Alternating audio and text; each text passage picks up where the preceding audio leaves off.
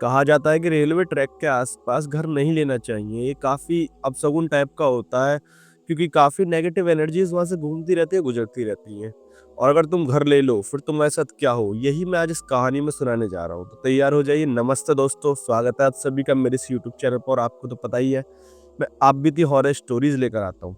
आज जो मैं कहानी लेकर आया हूँ, मेरे एक सब्सक्राइबर की कहानी है, कैसे उसने एक घर लेने के कारण इतना बड़ा दुख दर्द झेला और अपनी बेटी से हाथ धो बैठा। जी हाँ, हाथ धो दिया उसने अपनी बेटी से, मतलब कि उसकी बेटी आज इस दुनिया में नहीं है।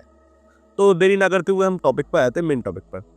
अब ये एक आदमी की कहानी जिसने मुझे अपनी स्टोरी सुनाई है। और अगर आपके पास भी कोई कहानी है तो देरी ना करिए, बस कमेंट करिए, आपकी कहानी भी यहाँ पर टाइम से पहले सुनाई जाएगी। तो उसने मुझे बताया कि वो घर से तलाश कर रहा था, वो, उसके पापा, उसकी मम्मी, उसका भाई, उसकी बहन और बेटी और बच्चे और बीबी। अब सारे लोग ही घर तलाश में जुटे पड़े थे कि घर मिल जाए, घर मिल जाए, घर मिल जाए। क्योंकि ये लोग काफ़ी साल से रेंट पर रह रहे थे और बड़ी फैमिली थी। बड़ी फैमिली के कारण रेंट भी बहुत ज़्यादा जाता था, क्योंकि अब बड़ी फैमिली है तो छोटे घर में गुज़ारा नहीं कर पाएगी। इन लोगों को एक घर मिलता है जो कि रेलवे ट्रैक के जस्ट बराबर में होता है। अब कहा तो ये जाता है कि ऐसी जगह पर ना घर बनाने चाहिए, ना घर लेने चाहिए, ना घर बेचने चाहिए। अब जो भी बेच रहा था, कुछ ना कुछ तो रीज़न रहा होगा जिसके कारण वो उस घर को बेच रहा था। अब रीज़न मैं यहाँ बताऊँगा आपको, तो कान खोल के सुनने के लिए तैयार हो जाइए। अब फिर जो हुआ, उन लोगों ने देखा कि घर तो जो बड़ा सुंदर, बेसमेंट भी है, ऊपर भी है, बीच में भी है, मतलब 3 मंजिला टाइप का हो गया। एक फ्लोर ऊपर, एक ग्राउंड फ्लोर है ही है, उसके बाद बेसमेंट भी है। अब ये लोग खुश कि यार अच्छा घर है, ले लो, कुछ भी देरी ना करो। इन लोगों ने जब रेट सुने तो रेट सुन के इनकी हक्की-बक्की रह गई, क्योंकि रेट इतने ज़्यादा कम थे कि इन्होंने कभी उम्मीद भी नहीं करी थी। अब ये सोच में पड़ गए कि इतने में तो साले 2 घर आ जाएँगे, जितने रुपए हम लोगों ने जोड़ रखे थे, और हम एक ढूँढने पे लगे पड़े थे। इन लोगों ने देरी ना करते हुए उस घर को खरीद लिया और अपना घर शिफ्ट कर दिया। और इन लोगों को नहीं पता था कि जिस दिन शिफ्ट कर रहे हैं वो शनिवार का दिन है। कहा जाता है कि शनिवार का दिन जो होता है वो शुभ नहीं होता। हिंदू धर्म में तो कहा जाता है, बाकी धर्मों की मुझे नहीं पता। लेकिन हाँ, हिंदू धर्म में यही कहा जाता है कि शनिवार के दिन ना ही लोहा लेना चाहिए, ना ही कोई नया कार्य करना चाहिए। क्योंकि उसमें दुर्विधा आ सकती है, दिक्कतें आ सकती हैं, और कैसे भी आ सकती हैं। अब कैसे यहाँ दिक्कत आने वाली थी वो तो अब आप खुद सुन के पहचानिएगा। बट जो इन लोगों ने शिफ्ट कर दिया तो भाई देखो, मस्त मजे से रहने लगे। 2-4 दिन गुजरे, इन लोगों को महसूस तो होने लगा था कुछ तो गड़बड़ है। कभी किसी को जाड़ा लग रहा तो कभी किसी को कुछ लग रहा है। कहा जाता है कि देखो ऐसे घरों में रहना शुभ नहीं होता। अब इन लोगों ने रहना भी स्टार्ट कर दिया, ना पूजा पाठ की ना कुछ। कुछ दिन बीते, फिर कुछ दिन बीते। अब कुछ दिन करके इन लोगों ने महसूस किया कि घर में कुछ तो दिक्कत है। एनर्जीज में दिक्कत है, हवा आने में दिक्कत है, हवा जाने में दिक्कत है। अब दिक्कत कुछ इस प्रकार थी कि ये लोग सोच भी नहीं सकते थे। फिर जो इनके साथ हुआ वो दहला देने वाला था। एक रोज ये लोग सो रहे थे, इनको बहुत तेज चीखने की आवाज आती है, वो भी ग्राउंड उसमें से, ये क्या बोलते हैं, ग्राउंड फ्लोर में से, मतलब ये तुम्हारा रहता है ना नीचे बेसमेंट जो होता है, उसमें से आवाज आती है। अब सारे लोग एक गल उठ जाते हैं और भाई डर जाते हैं, जैसे कोई औरत चिल्लाई हो। अब देखने के लिए नीचे आते हैं, नीचे आते हैं, नीचे आते हैं, देखते हैं तो यार नीचे पूरे ग्राउंड उसमें, ये तुम्हारा क्या रहता है, बेसमेंट में कोई नहीं मिलता। अब बेसमेंट में कोई नहीं था भाई, तो ये लोग कंफ्यूज आते हैं कि साला आवाज किस चीज की आई।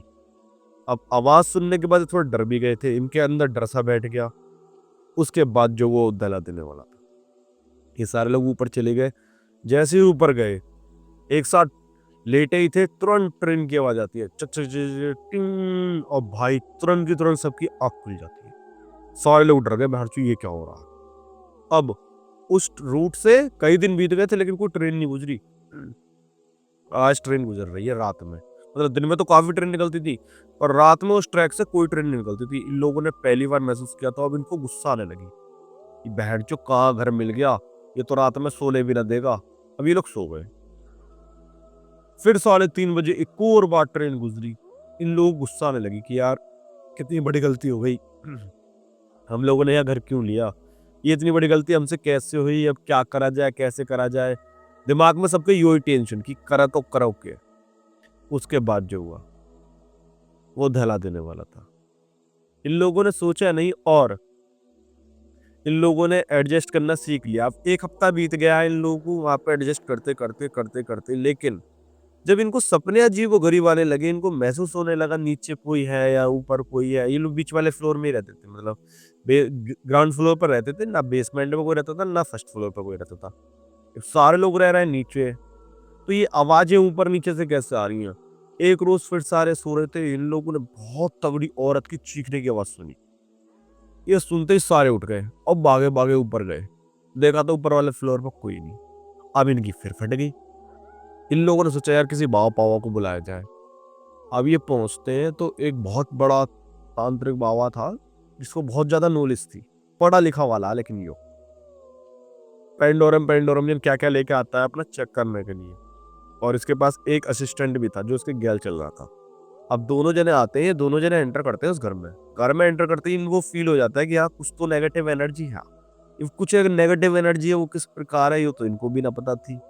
अब ये अंदर घुसे, जैसे ये लोग अंदर घुसे, इन लोगों ने जो देखा कि बॉडी एकदम ठंडी सी पड़ने लगी है। अब ये महसूस कर चुके थे कि हाँ कुछ तो औरत की आत्मा है। अब ये नीचे जाने लगे तो इनकी बॉडी में और ज्यादा सनसनाहट आने लगी। ये लोग महसूस कर चुके थे और आपस में एक दूसरे को देखते हैं और एक दूसरे से आई कांटेक्ट करके कहते हैं कि कुछ तो गड़बड़ है। ये कुछ गड़बड़ है तो बहन चुत क्या गड़बड़ है, यो भी इनके समझ में ना आ रही।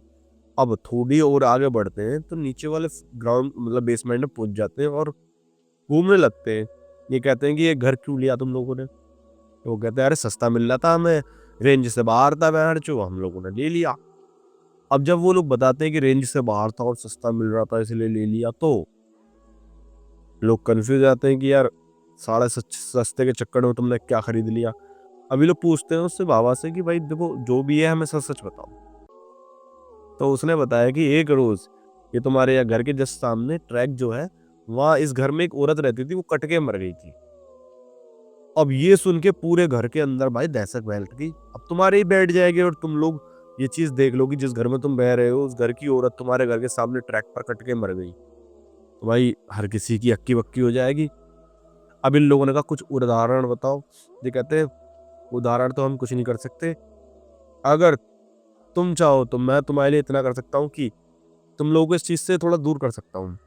अब ये लोग कंफ्यूज हो गए, क्या दूर करोगे बताओ। अब दूर करना कुछ इस प्रकार होगा ये तो इनको भी नहीं पता थी। इन लोगों ने पूछा फिर भी बताओ ना क्या दूर करोगे। तो उसके बाद इन लोगों ने कहा कि देखो जो भी है मैं इस बुरी शक्ति को हटा दूंगा यहाँ से। ये लोग कंफ्यूज हो गए कि कैसे हटाओगे। उसने कहा कि कुछ रुपए लगेंगे। इन्होंने कहा ठीक है रुपए ले लो। अब वो साला फर्जी था, वो रुपए लेके निकल गया। कुछ दिन बाद आया, अपनी क्रिया प्रिया करी, उसके बाद कुछ भी नहीं निकला। और इन लोगों ने, दोस्तों मुझे जुकाम हो चुका है क्योंकि मैं हॉरर स्टोरी सुना सुना के खुद भी डरता हूँ। रात को डरावने सपने आते हैं, आप लोगों को भी आते होंगे, अगर नहीं आते तो कमेंट करिए। उसके बाद अब मैं टॉपिक पे आता हूँ। अब कुछ दिन बीत गए, वो आया अपनी क्रिया करके चला गया। क्रिया में निकला कद्दू भी। अब ये लोग कंफ्यूज कि साड़ा करके तो चला गया, हमें तो अब भी डर लगा है। इन्होंने फिर कॉल करी उसे, वो आता है। इन्होंने साड़े को पकड़ा, बाबा को दे दे के मारा। अब बाबा ने पोल खोल दी, देखो मैं कुछ नहीं कर सकता, वो औरत यहाँ से नहीं जाएगी, लो तुम अपने पैसे वापस ले लो। अब उन लोगों को पैसे वापस दे दिए और उसके बाद वो आज चला गया। लेकिन जाते जाते वो एक बात कह गया कि मैं तुम्हें एक एडवाइस देके जा रहा हूँ, अच्छी लगे तो रख लेना, बुरी लगे तो छोड़ देना, कि तुम यहाँ से निकल जाओ तो ही अच्छा है, वरना तुम अपना सब कुछ खो दोगे और तुम्हारे पास कुछ नहीं बचेगा। आज मैं जा रहा हूँ, तुम एक दिन इस बात को याद करोगे। जब उसने ये वाली बात कही तो भाई देखो पूरा घर डर गया।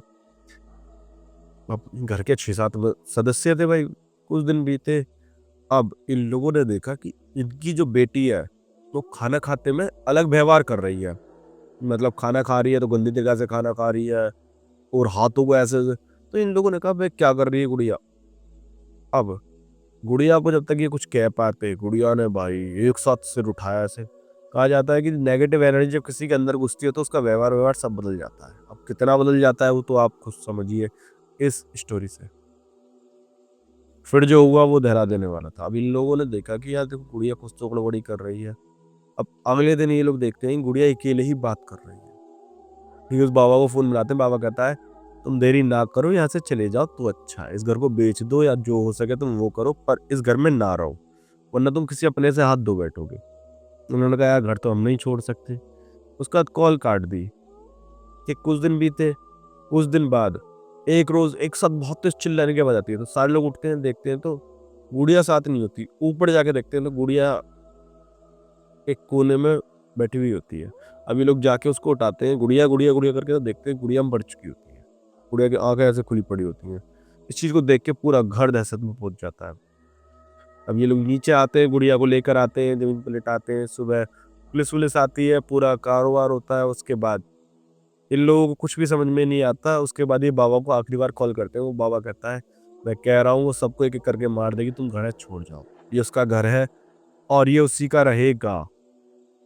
उसके बाद ये लोग कुछ नहीं सोचते और अपना सामान वामान उठामा और घर से निकल जाते हैं। उसके बाद आज का दिन है और 5 साल बीत चुकी है। इनकी बेटी मर चुकी थी और ये लोग आज भी अपनी बेटी को याद करते हैं और उस घर की तरफ कभी मुड़कर नहीं गए। इन्होंने ये घर किसी को और को बेच दिया। आई होप आप लोगों को कहानी पसंद आई होगी। और हाँ, अगर आप भी कहीं ट्रैक के बराबर में घर लेने की सोच रहे हैं तो उस चीज़ को छोड़ दीजिए, ताकि आप लोगों के साथ ऐसी दिक्कत ना हो। बाकी मिलते हैं नई कहानी के साथ। और एक मेरी मौसी की कहानी है, मेरी मौसी के ऊपर जिन्नात आ गए थे, उसको जाकर देखिए, वो कहानी भी आपको पसंद आएगी। बाकी मिलते हैं नई कहानी के साथ। शेर